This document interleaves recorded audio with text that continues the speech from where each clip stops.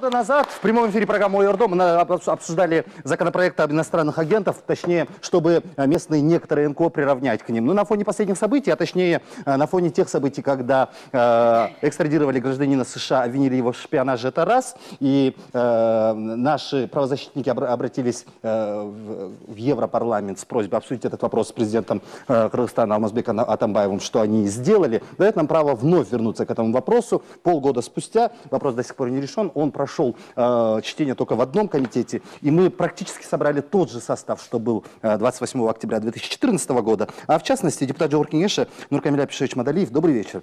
Инициатор. Нуркамиль Апишевич, ну давайте не будем уже обсуждать про суть самого законопроекта. Я думаю, что все уже в курсе, все знаем. Что изменилось за последние полгода? В принципе, ничего не изменилось.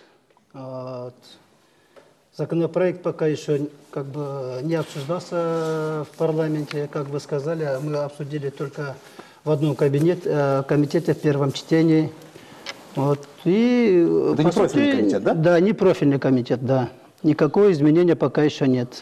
Все так же. Ну, в прошлый раз мы так и не пришли к общему тезису или пониманию, что значит политическая деятельность. Это определено уже? Прийти к общему знаменателю невозможно по той причине, что каждый хочет понимать его по-своему. Ну, как вы его понимаете? Вот, я понимаю так, как написано в законопроекте. То есть, вот одним словом или одним определением объяснить это невозможно по той причине, что это понятие философское, политическое, и оно не может быть написано в рамках одного законопроекта. Но отличительной чертой нашего законопроекта является то, что мы там дали понятие политической деятельности относительно законопроекту. То есть это участие некоммерческих организаций в политической жизни общества. Хотя, по сути дела, по своей сущности, некоммерческие организации, как мы это говорим, неправительственные организации, не должны участвовать в политической жизни общества. В политической жизни должны участвовать, как мы знаем, политические партии и так далее, и так далее. Вот выдержка из законопроекта. К политической деятельности не относится деятельность в области науки, культуры, искусства, здравоохранения, охраны здоровья граждан, социальной поддержки, защиты граждан, пропаганды здорового образа жизни, физической культуры и спорта, защиты растительного и животного мира, а также благотворительная деятельность. Все верно? Это то, значит, в каком направлении вообще должны вести свою работу некоммерческие организации. По нашему законодательству, в том числе существующему.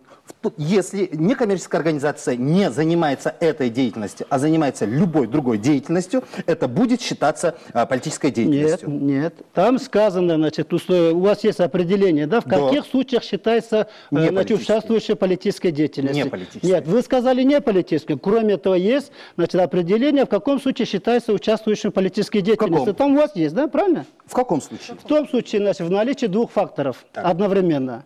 Первое, это, значит, обязательное финансирование из-за рубежа. И второе, обязательно, значит, проведение политических акций путем, значит, оказания влияния на принятие решений государственных должностных лиц или государственных органов. Это будет действовать в том случае, если оба фактора одновременно одновременно будут, значит, в наличии существовать. А если финансирование изнутри приходит? То это нет. Это не политическая деятельность. Все, понятно. Спасибо большое. Азамат Аттокуров, эксперт по гражданскому муниципальному управлению. Добрый вечер, Азамат. В телефонном разговоре и до вы сказали свою позицию, что вы против данного законопроекта. Почему? Ну, во-первых, хотел бы отметить, что это полная копия законопроекта российского. И здесь как бы объектом этого законопроекта является некоммерческая организация и их деятельность. Хотя приводится пример того, что этот закон, аналогичное правило существует в США, но в США объектом являются лоббистские группы и лоббисты. ФАРА. ФАРА, совершенно верно. И, соответственно, вот видите, даже здесь мы не можем определиться с понятием политической деятельности. Да? Если мы являемся некоммерческой организацией, допустим, спасаем снежных барсов, и если мы будем против, допустим, увеличения НДС, это тоже политическая деятельность, можно под это подвести. Но это гражданская позиция некоммерческих организаций. Вы против данного законопроекта только потому, что не определено определение политической деятельности, или есть еще какие-то Нет, аспекты? я против этого законопроекта, потому что он пытается регулировать сферы деятельности некоммерческих организаций. В этом проблема. Тут вообще есть несколько моментов. Да? Момент первый. Я как гражданин Кыргызской республики, я могу выражать свою точку зрения и высказывать ее открыто. Так? Если эта идея, которую я хочу выразить, поддерживается группой людей, и это касается в том числе политических вещей, а к политике, мы сказали, можно отнести практически все, что угодно, да? То таким путем пытаются задушить мои гражданские права и свободы. Второе. Если наши диаспоры за рубежом, наши соотечественники, также поддерживают нашу идею, и они хотят поддержать финансово, тогда наша группа людей, которые хотят улучшить жизнь в стране, подвергаются, по сути, дискриминации. Вот это первая вещь. Вторая вещь – исполнение закона. Да? Минюст в составе 85 сотрудников, он не в состоянии физически выполнить всю работу, которая возлагается в рамках данного закона. А НКО в нашей стране больше 14 тысяч. Да. Потом смотрите, 150 тысяч человек работает в НПО-секторе в Кыргызстане. Да? По идее, пользуясь этим законом, можно любую неугодную тебе кому-то организацию привинтить и сказать, это политическая деятельность, потому что нет прямого толкования этого термина.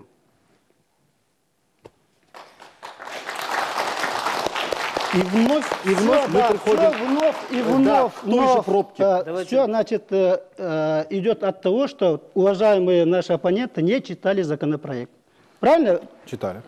Вы читали? Больше, чем уверен, что Естественно. Читали, да? Конечно. Да. Вот вы знаете, что такое гражданское, значит, право, да, и право некоммерческих организаций. Между ними есть разница между личностью, называемой одним человеком, и общественной организацией, которая проходит через регистрацию, через государственных организаций. Есть между ними разница или нет? Вы в их читали деятельности? закон о некоммерческих Вот поэтому вы их организациях? как бы их Вы считаете читали одно и том уголовный же. кодекс? Вы читали Здесь- административный кодекс? Жан, господа, здесь идет речь больше о том, что вот вы правильно говорите, есть физическое лицо, он может заниматься политикой, это его право, прописано в Конституции, да? У меня политическое движение, я напрямую занимаюсь политикой, провожу митинги, акции и так далее, я выдвигаю свою позицию, свое мнение. Но здесь вот именно законопроектом идет речь не о том, что организация финансируется диаспорами или еще какими-то физическими или гражданами Кыргызстана. Речь идет о том, что организация, если финансируется извне, международными другой страной, правительством других стран, и проводятся политические митинги на территории Кыргызстана. Сейчас я закончу. Нет такого прописания, чтобы финансируется правительством. Речь Определение, концепция это ведет к этому. Например, вы концепция сказали, ведет что к вы этому. читали. Только что вы сказали, что не относится к политической деятельности, что конкретно, значит, написано в законопроекте. Правильно? Вот социальная защита населения. Вы сказали, что из-за рубежа, если хотят наши соотечественники помогать кому-то, это же социальный вопрос. Подождите. Что написано здесь? Вопрос коррупции как это не относится, политический вопрос, не верно? относится к политической деятельности. Здесь написано, правильно? Я отвечаю тому, что, как вы сказали. Ну, смотрите. Вы к этому- сказали, к этому вот, например, перечислю- к давайте этому на перечислю. примере одного случая разберемся, да? Вот вы говорите, извне наши соотечественники хотят помочь нашему населению, да? Вам конкретно скажем. Нашей И вы группе это, людей, вы объединенных это называете одной политической идеей. деятельностью. Нет, вы послушайте, пожалуйста, вы это называете политической деятельностью. Вы это назовете политической так деятельностью. написано в законе, мы так не назовем, Есть потому что такие- здесь есть написано, такие что организации, социальные которые- вопросы. Так я это боюсь не того, что вы, касается возможно, политических. назовете политической Как мы деятельностью, мо- потому что до сих как пор не мы дали назовем классификацию. возможно, если это написано в законе, что это не относится к этому. Вы ко мне Можно опять- вопрос, нет, господин В том-то и Мадалиев? вся беда, что в Если законе мы этого не против, прописано, если мы что есть против, политическая можно вопрос? деятельность. Если мы против Нет, там повышения... прописано, что не относится к политической деятельности. Правильно? Смотрите. Что не относится к политической деятельности. Развитие местных сообществ. Раз, вы не прописали этого. Содействие прозрачности избирательных кампаний. Два, вы этого не прописали. Снижение уровня бедности. Три, это тоже не прописано. Улучшение условий содержания заключенных. Это тоже не прописано. Поддержка правозащитной деятельности. И это не прописано. Поддержка свободы слова и средств массовой информации. Это тоже не написано. Развитие демократии. Так, это можно тоже я не вам прописано в задам вашем вопрос? Да, определении. вот теперь вопрос. Вы говорите о социальных вопросах. Там сказано, значит, социальные вопросы не относятся. А то есть вы это Защита все прав человека тоже не относится. Вы это все правильно? включили в Нет, социальные вопросы, да? Простите, что не относится? Есть там понятие, значит, защита прав человека или нет? Почитайте, что не относится. Вы почитайте, пожалуйста. Есть защита А прав почему человека. вы говорите, что мы не отнеслись? А развитие- Вы сказали, что мы права человека мы не относим к этому понятию, не относится. Почему вы говорите, в одно время вы читаете, что это не относится к политической деятельности, а здесь вы говорите, что мы это не зафиксировали? Мы же зафиксировали Товарищи, это. развитие местных сообществ. Давайте вот по одному Развитие местных сообществ, в каком плане вы хотите сказать? Конкретно скажите. Развитие местных сообществ, это что, в виде чего? ну, скажем так, в виде поднятия одной субкультуры. Так, ну это к какому вопросу категории относится? Направление социальное, культурное, научное или к какой категории это относится? Вы просто взяли и включили это в социальную. Мы включили по направлениям. Компонент же, как пакет же идет.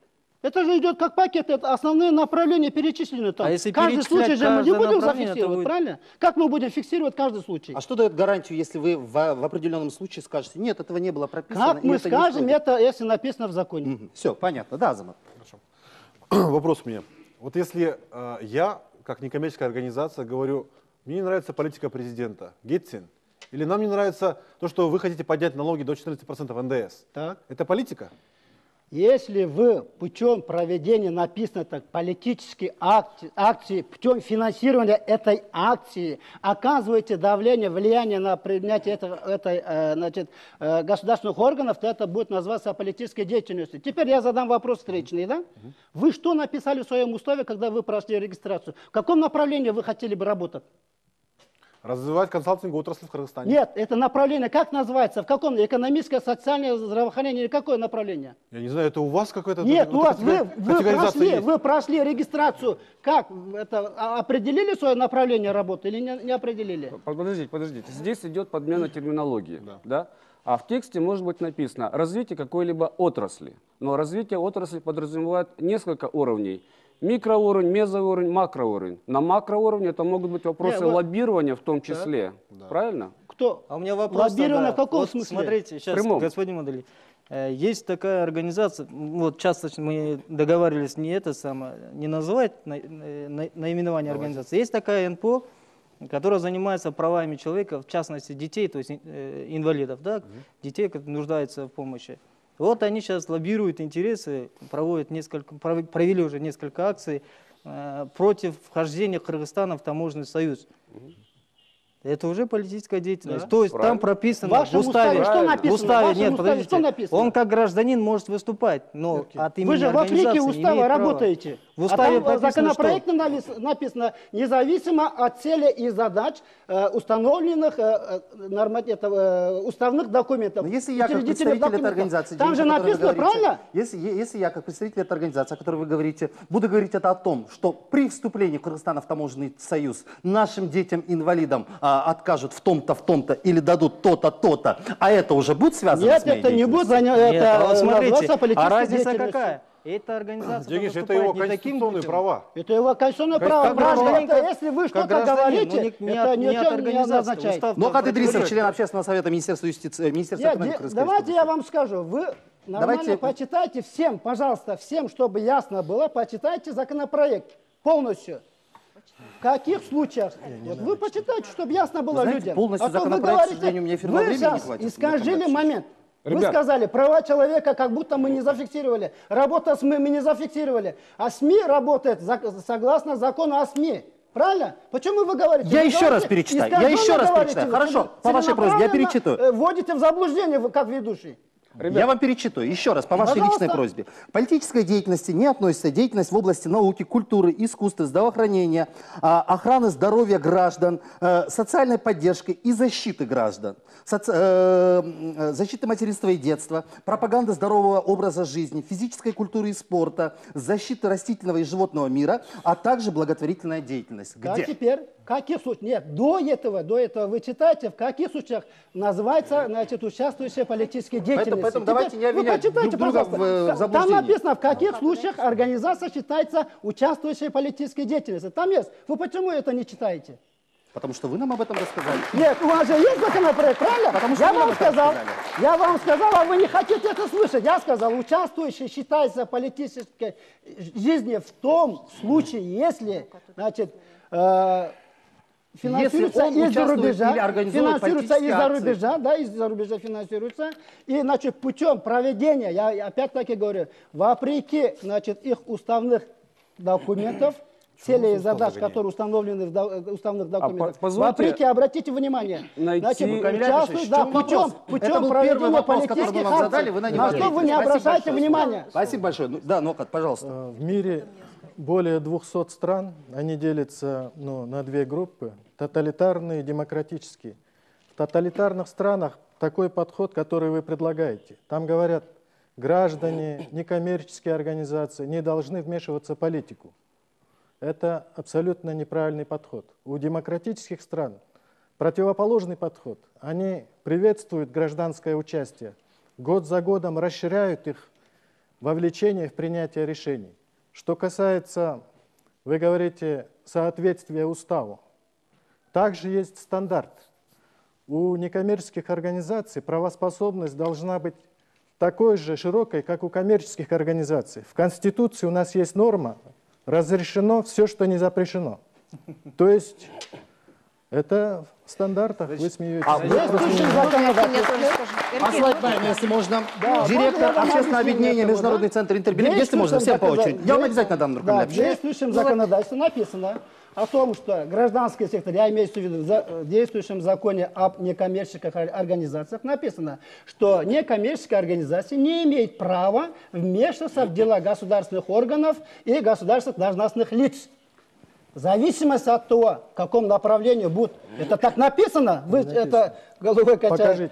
И теперь я говорю, Маленькая Можно я дам реплика. слово тем, кто еще пришел к нам в студию, если Ребят, можно. нет, врать-то не надо, зачем врать? Я уже говорила, что любой гражданин имеет право заниматься любой деятельностью, не запрещенной законом. Это и политическая деятельность, и экономическая деятельность, социальная деятельность и так далее. Здесь просто идет неверное интерпретирование Аслайбаевна, смотрите, терминов. вы будете заниматься, вам разрешат А, заниматься, я щас объясню, да. заниматься, но просто вас назовут иностранным Нет, я агентом. сейчас Вот и всё. объясню. Нет, Здесь нет, нет, неверное ну зачем так интерпретирование опережать политической время-то, деятельности. В Российской Федерации пришли в Нет, тупику, там все потому что сами они не почитайте могут нормально, определить, какая значит, НПО занимается политической Ну, деятельностью. второй раз пришли. А этот тупик, он неразрешим. Почему? Потому что политическая деятельность – это деятельность, связанная с политикой. Политика – это многомерное понятие. Это политика, борьба за власть, как вы говорили, этим занимаются политические партии. На общественные организации они занимаются общественной политикой, ориентированной на соблюдение прав человека. Вот почему мы Допустим, начинаем даже- программу с вопроса, что Да. есть политическая деятельность. Даже У нас вот нет эти четкого понятия. НПО, которые занимаются с уязвимыми слоями, с детьми, инвалидами, с пожилыми, они осуществляют свою деятельность для продвижения их прав через тренинги, через обучение, приюты, кризис-центры и так далее. Это все политика. То есть что такое политика? Политика здесь в данном случае это механизмы, это стратегия для осуществления своей деятельности и для достижения какого-то результата. У любого органа, в любом направлении есть политика. Поэтому вот этот закон, он абсолютно абсурдный, он ни к чему не приведет. Он приведет только к тому, что НПО будет закрываться, деятельность будет сокращаться, потеряет общество в целом, потеряет значит, государство в целом. Мы уйдем на несколько лет назад. Вот те достижения, которые мы за 20 лет достигли НПО-сектора, мы гордимся, Кыргызстан гордится, и он известен. Ну, видите ли, И он Денис, ну известен- согласитесь, вся Я беда не закончила. и на прошлой программе, и Он- в этой программе заключается лишь в одной пробке. В том, что ни вы, ни мы не можем дать понятие, что значит занятие политической деятельностью. Вот и Ребят, всё. ребят, Всем вы есть, почитайте. есть Я уже прочитал его. одна Вы реплика. почитайте, людям станет Господа, ясно. Сейчас. одна почитайте, реплика, слушайте. просто Написано. одна реплика. Нет, вы почему читаете? Сейчас, то, что не сейчас, относится? господин Вы Мадалиев. не читаете тут. Я Вы прочитал, почитайте. Конституция Всем становится Кыргызской Давайте Республики, послушаем друг друга, пункт не будем перебивать. 4.2 пишет: гарантируется право каждого на создание общественных объединений для реализации и защиты своих прав и свобод, удовлетворения политических, экономических, социальных и иных интересов. Это Конституция Кыргызской Республики. Дастан Бекешев, да, Дастан, пожалуйста, слово вам. Честно говоря, законы должны прописывать четкие нормы, а не философию. И если философию надо писать, то надо трактаты писать. О чем и речь? Что касается законов, я бы так сказал, этот закон честно говоря, неоднозначен. Я бы его поддержал бы даже безоговорочно, если бы у нас государство само бы финансировало неправительственные организации. Я бы с удовольствием поддержал бы законопроект, если в нем четко написано было бы: запрещается некоммерческим организациям, финансируемым из-за рубежа, проводить там митинги, именно финансировать митинги против правительства, да, против государственных органов, финансировать политические партии. Да, вот здесь уже видно сразу, да, вмешательство в политику государства. А когда просто пишут, что политическая деятельность это то-то, то-то, знаете, можно понять, сегодня так, сегодня это. Вот, допустим, Джениш Молдахматов, да, у вас есть неправительственная организация, вы... Нет, движение. Движение, да, вот вы занимаетесь, у вас наверняка есть банковский счет, согласитесь? Есть же, наверное? Есть. Есть, вот. Я завтра попрошу какого-нибудь своего друга, чтобы он $1 с Америки вам перечислил, а вы как раз занимаетесь, банк у вас примет. Поверьте, банк примет этот счет, $1 перечислен, все, вы будете иностранным агентом. Что будете делать в этом случае? Поэтому я просил бы не навешать ярлыков. Да? У нас очень много других проблем. Мусор, наркомания, алкоголь, проституция, что хочешь. Да? У нас начинают придумывать проблемы, которых на самом деле не существует. Уркен, одна реплика. Сейчас. Здесь, знаете, Дастан Далбаевич, с одной стороны, правильно говорит, вот то, что вот проводится ток-шоу вторично, да, это, я думаю, только позитивно, и это может подтолкнуть к тому, что какие-то изменения в законопроекте последуют. Вот четкое определение именно политической деятельности НПО, то есть организации. Что меня беспокоит? Поэтому с этого вопроса и начинаем вот что меня беспокоит, да, не просто политическая деятельность, а некоторые организации, когда они начинают передавать документы, как Бердуйной вашей было, да, гражданам Америки сведения уголовных материалов о сбором информации о религиозной ситуации на юге страны. И это уже начинает беспокоить меня как гражданина Кыргызстана. Потому что есть организация, которая занимается, то есть защищает права не простых граждан, а права тех граждан, которые отправляют некоторых кыргызстанцев в Сирию воевать на стороне боевиков. Денис, ну на что у нас существует служба национальной безопасности? В этом случае Уголовный кодекс четко говорит, да, есть понятие соучастия в преступлении. Я понимаю. Вот смотрите, сейчас ГКНБ. Чем и занимается сейчас в рамках расследования ГКНБ? Кто мешает сейчас, допустим, если неправительственная организация начинает там кому-то помогать, сопутствовать, документы оформлять в Сирию, либо передавать какие-то документы, да, там, для того, чтобы прожечь там межрелигиозную или там, межнациональную рознь. Кто мешает возбудить уголовное дело? Дастан Далбаевич, а смотрите, ГКНБ-то они-то провели обыск в офисе Волжского филиала Бердуйна, а шумиху-то подняли, Human Rights Watch, международники. А вы думаете, они закон подняли примут, даже на уровне не Европарламента, это уже вмешательство во внутреннюю политику страны, правильно? Вот понимаете, То есть нету такой нормы, которую можно было регулировать. Денис, а закон решит, да, эти проблемы? Я думаю, да, только нужно четко прописать вот такие моменты. Закон не запретит людям обращаться туда, куда они обращаются. Но мне тоже, как и вам, неприятно, когда Европарламент начинает диктовать нашему парламенту: примите такой закон, сделайте так, прыгните это. Мне это неприятно, скажу честно. Но вот в этой части я, честно говоря, своих коллег не поддерживаю этот законопроект. А вот смотрите, Дастан Далбаевич, Давайте по отчетности. Если можно по отчетности, да? Знаете что, вот скажите, пожалуйста. Давайте договоримся так. Договоримся так, чтобы мы друг друга понимали. Вот, Дастан, я сказал, да, что политическая деятельность, конечно, понятие философское, политическое и так далее, да? Но я же не сказал, что это философия. Я сказал, применительно к нашему законопроекту определение есть. Почему Дастан говорит, что это философия? Во-первых, вы же сами сказали, вначале вы сами сказали. Почему вы начали? Второй вопрос, почему? Если в законопроекте написано... Дастан, само по себе финансирование извне ничего не означает.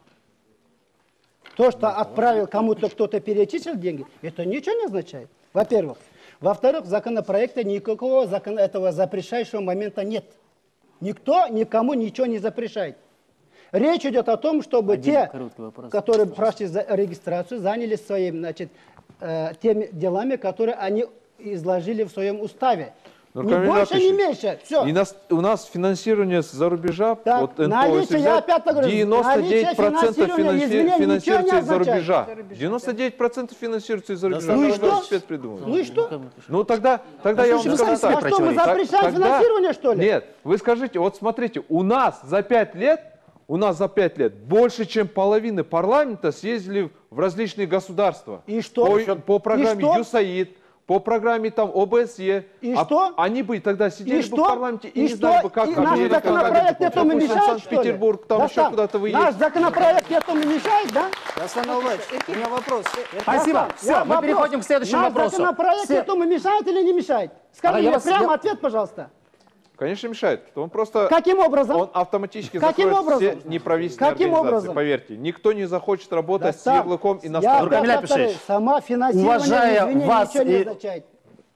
Урухсат Полса, Пожалуйста, если возможно, да? Я Спасибо. просто хочу, чтобы говорили правду. Вот давайте о правде теперь и поговорим. Да, давайте. Этот законопроект, наверное, неспроста появился. Есть опасения, то, что у нас больше 14 тысяч НПО, и по лично моим наблюдениям, мало кто публикует свои отчеты. Ну, давайте возьмем Интербелим. Ну, давайте я Вы расскажу. публикуете свой финансовый отчет за 2014 год, условно скажем?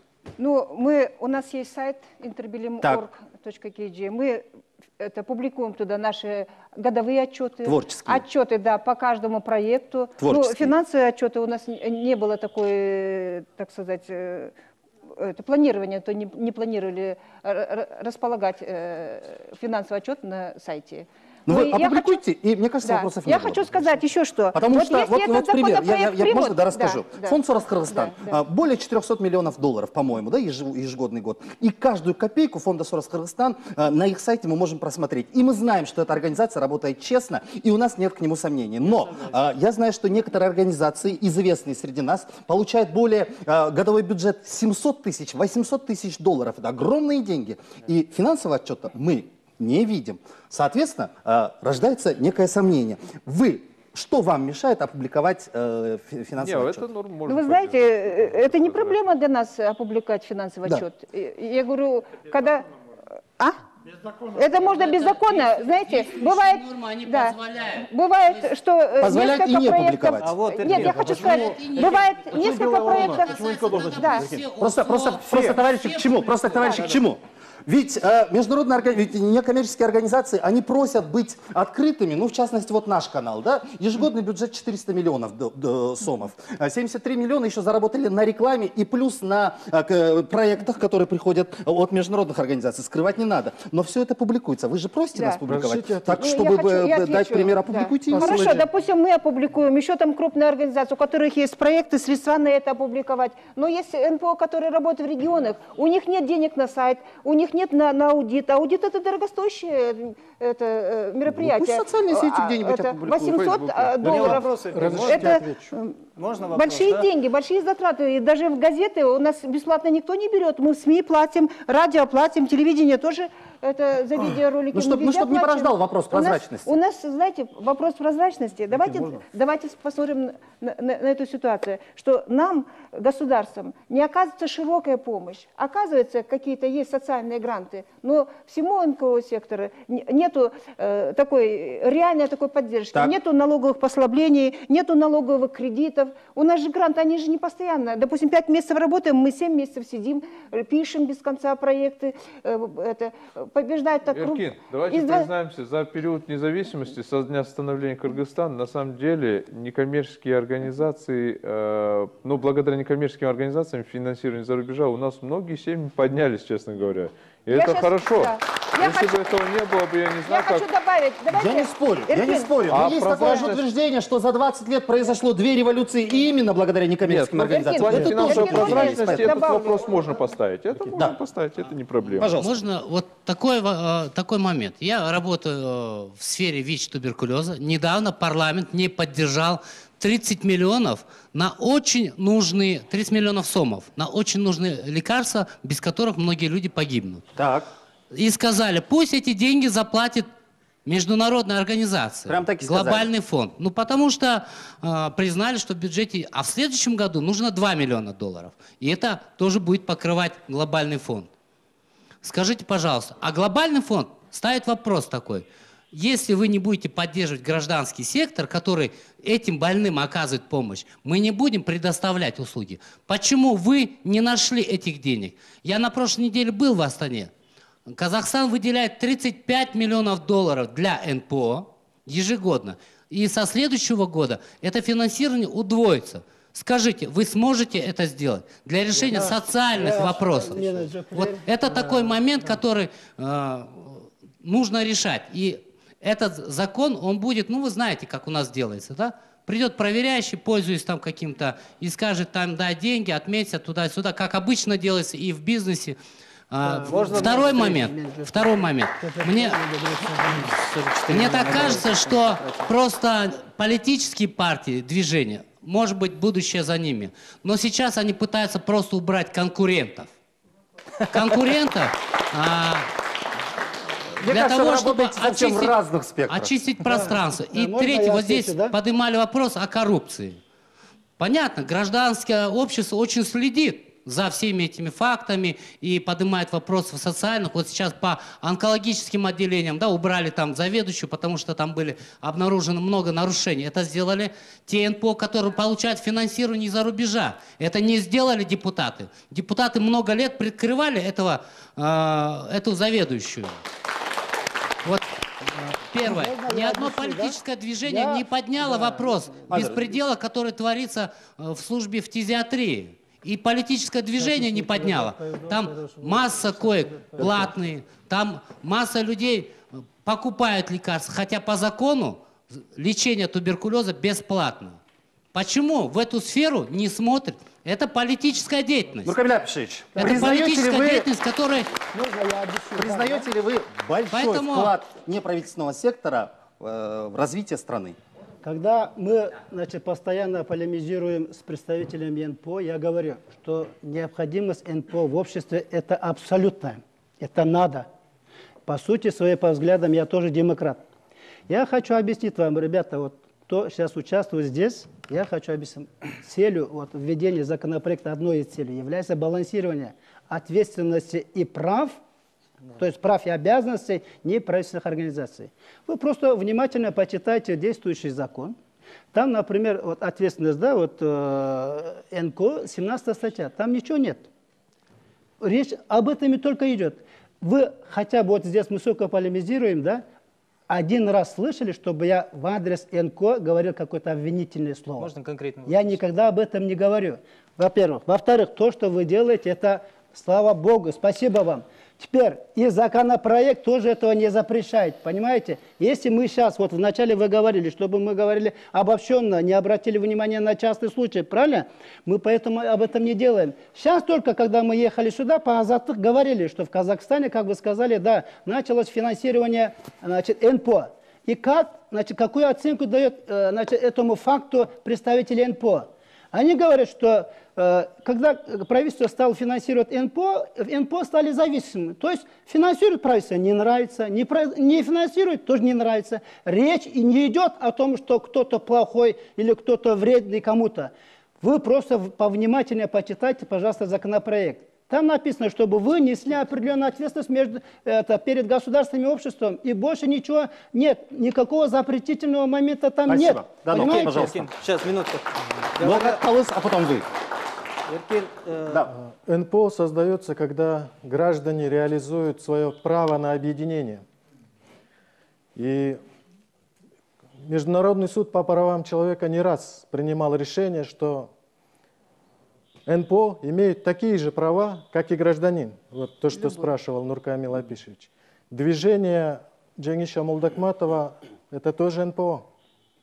Кстати, он недавно предлагал антиконституционные меры по созданию военных формирований. Но видите ли, Джангиш просто не получает финансирование из-за рубежа. Я понимаю. Он не будет. За счет, Он же прошел даже это запрещено Конституцией. По данному закону. Теперь, что касается... я закончу. формата. Что касается отчетов, Эркин, вы тоже задаете не очень правильный вопрос. Не мы первые строим демократию. Она создается развитыми странами 200-300 лет. Уже выработали стандарты. НПО делятся на два вида. Простые и со статусом благотворительной или общественно полезной организации. Поскольку любой гражданин, хоть и завтра может создать НПО, у нас завтра может быть 5 миллионов НПО, если хотите, то для простых НПО вот публикация отчетов не требуется по международным стандартам. Требуется для тех благотворительных организаций, которым государство дает налоговые льготы.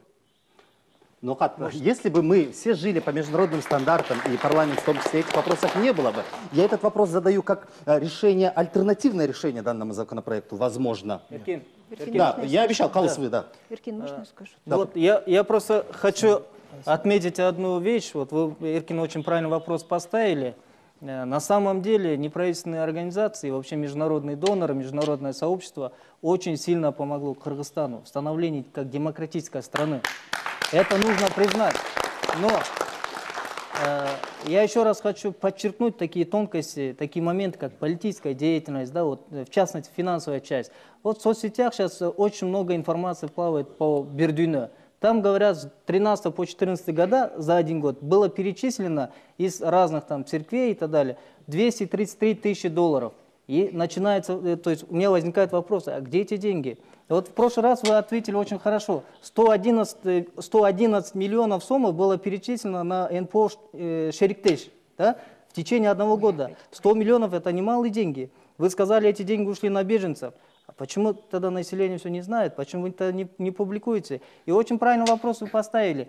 Неправительственный сектор начинает требовать от госслужащих и от других прозрачности бюджета, в том числе от КТРК. Но они сами не открывают. Вопрос, почему? И второй вопрос, и второй момент. У нас последние 6 минут, Женщина, если позволите. Одна секунда, пожалуйста. Да. Вот одна секунда. Вот, говоря о ВИЧ-СПИДе, вот господин подчеркнул, в течение 20 лет в парламенте был поднят вопрос, было перечислено с международных доноров свыше 44 миллионов долларов. А где эти деньги? Больше даже, да? У нас растет ВИЧ-СПИД, а результата не видим. А вы начинаете опять требовать. Вы знаете, Женщина, огульно обвинять в том, что мы не видим добавить, результата да? по работе с Если я добавлю, видимо, по существующему закону, мы говорим о денежных потоках, да? Мы говорим о денежных потоках. По существующему закону государство не имеет права контролировать, денежные потоки, понимаете? Если можно. Эркина, а потом к вам, да, Уважаемые пожалуйста. инициаторы, вы себя называете народными избранниками. Одним из индикаторов эффективности работы депутата является восприимчивость к голосу граждан. Мы уже второй год выступаем с критикой, причем с конструктивной критикой этого законопроекта, и говорим о его слабых сторонах. Я просто хочу еще один раз обратиться, потому что, чтобы вы слышали и слушали граждан, нас, с Кыргызстана, потому что, еще один раз повторюсь, это законопроект российская копия. Причем в России поправки внесены уже дважды. Это говорит о том, что юридическое качество законопроекта очень низкое. Я объясню почему. Мы сейчас в течение 30 минут только обсуждаем, что такое политическая деятельность. А как будет его, например, в своей деятельности Министерство юстиции раскрывать? Вот вы пытаетесь как депутат сказать, вот ваше, вот в данном случае это политическая деятельность, в этом случае не политическая деятельность. Я вам скажу следующее. Законопроект Российской Федерации. Почитайте, пожалуйста, последний отчет. Он 3 года как действует. Из 600 тысяч НПО, зарегистрированных в России, в реестр иностранных агентов, они смогли внести 49. Все остальные судятся. Из 49 с формулировками «иностранные агенты» за участие в законодательных инициативах, в совместных рабочих группах были в реестр внесены всего 30% правозащитных организаций. Все остальные – это 7 экологических организаций. Это 7 организаций просто аналитических центров. Спасибо. То есть это достаточно серьезно.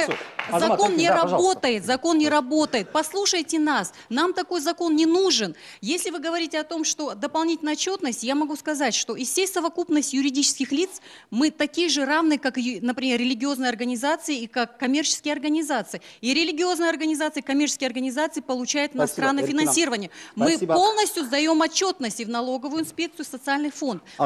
О других механизмах, это внутренние, это механизмы саморегулирования. Например, если взять любую из наших организаций, у нас есть совет директоров, общее собрание членов организации, перед которыми мы отчитываемся. Мы отчитываемся перед донорами. Если наша организация получает социальный контракт в рамках Министерства социального развития, проверяет счетная палата.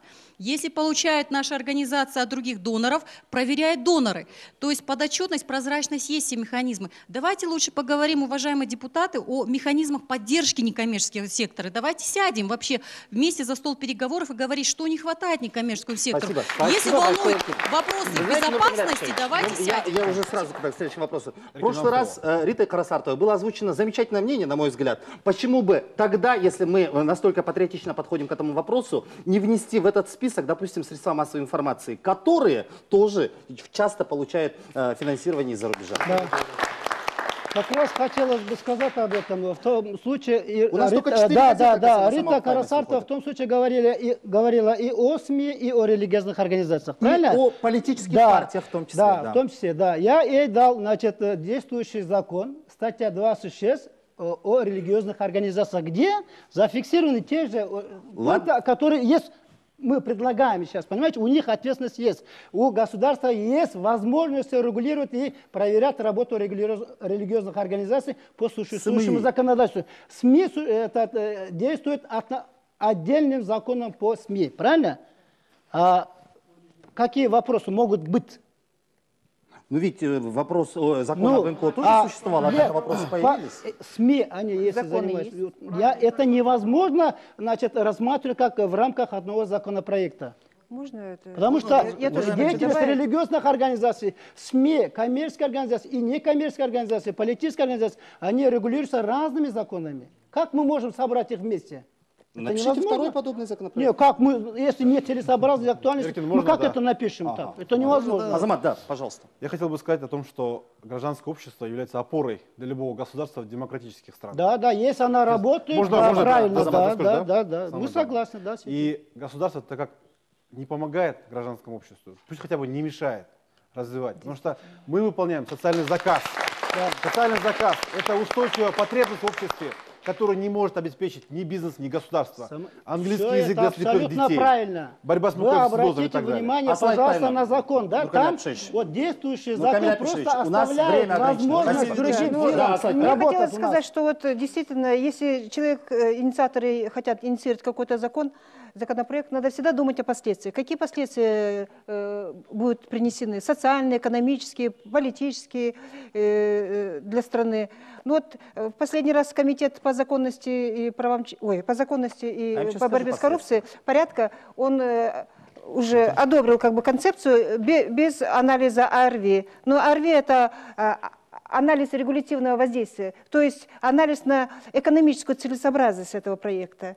Даже если не беря другие направления, там демократизация, вклад большой, помощь населению, даже если взять экономическую составляющую, то мы что теряем? Мы теряем услуги, мы теряем налоги, мы теряем зарплату, да, мы теряем Давайте в цифрах. ремонт Давайте дорог. в цифрах. С 9 по 13 год включительно, кроме отчислений по штатным заработным оплатам, было приобретено 41 205 патентов. С 2009 по 2013 год было приобретено более 10 тысяч патентов для услуг переводчиков. Это только. Да, это Но в прошлый раз Эркина рассказывала, что и только ее организация кормит 8 пенсионеров. Я еще добавлю, это ремонт дорог, детских садов, больниц, школ, значит, строительство детских площадок, это разработка концепции, разработка программ, это разработка методик, потому что в НПО-секторе, вы знаете, есть капитал знаний, есть человеческие ресурсы, которые уже достигли такого уровня, когда они могут консультировать и государственные органы, и, может быть, даже и бизнес-структуры. Спасибо. Ну, да, я вот обещал просто. Да, если можно. Спасибо большое. Вообще про стандарты демократии я бы хотел, на каких столпах она держится. Это безопасность, это закон, это справедливость. В связи с этим государство вырабатывает на данный момент новые механизмы для безопасности страны, для безопасности общества. Данный проект закона преследует прежде всего эти цели. Я бы хотел акцентировать немножко масштабы, придать другие обсуждению. Поэтому то, что закон уже обсуждается здесь, это уже большое как бы продвижение, да, прогресс. Потому что он обсуждается и он будет совершенствоваться по ходу обсуждения и после принятия. Вот в связи с этим у меня вопрос такой, да, вот особенно уважаемому депутату, то, что вот закон ФАРа есть в Америке и закон Российской Федерации. Какова качественная разница? Есть, по-моему, закон Российской Федерации намного либеральнее, мягче. Вот эту разницу мне, пожалуйста. И второй момент. После принятия закона в Российской Федерации, насколько увеличилась или уменьшилась международная помощь МПО, НКО в Российской Спасибо. Федерации. Спасибо. Мы за эфиром будем обсуждать. Вот, заканчивая последний раз, я прошлый эфир тоже этим же вопросом заканчивал. Азамат Эркин, вы намерены обращаться в Комитет Организации Объединенных Наций по правам человека? Я вам скажу. В первую очередь, у нас вот есть Конституционная палата, правильно? Если этот закон будет принят, то там налицо нарушение 3 статей текущей Конституции. И первым шагом тогда следует обратиться в нашу Вы будете Конституционную судиться? палату. У меня есть партнеры НПО, в которых мы можем это делать. В том числе мы планируем сбор подписей за запрет этого законопроекта. Спасибо. Нуркан Ляпишевич, вы будете дальше продвигать этот законопроект? В обязательном порядке. Почему? Потому что сейчас вот, в этой аудитории мы вот, должны были значит, вести дискуссию не в том направлении, каком мы вели и раньше, как вы говорите, полгода назад. Мы сейчас должны были в большей степени обратить внимание на целесообразность этого законопроекта и на содержание. А не говорить о том, что... А кто сказал, что НПО плохо? Кто сказал, что НПО мешает государству? Кто так сказал? Разве так сказали? Мы говорим о том, что действующее законодательство допускает возможности работы не, скажем, друзей. Ну, значит, а остальные пускай работают. Ну, значит, это будет единственная тема, по-моему, которую мы поднимем в 3-й раз. Все снова приглашены в нашу студию. Да, и через несколько месяцев мы снова дадим соберемся. законопроект, на руки дадим, пускай они будут читать. Спасибо, это был прямой эфир программы «Эрдо». Можно вопрос?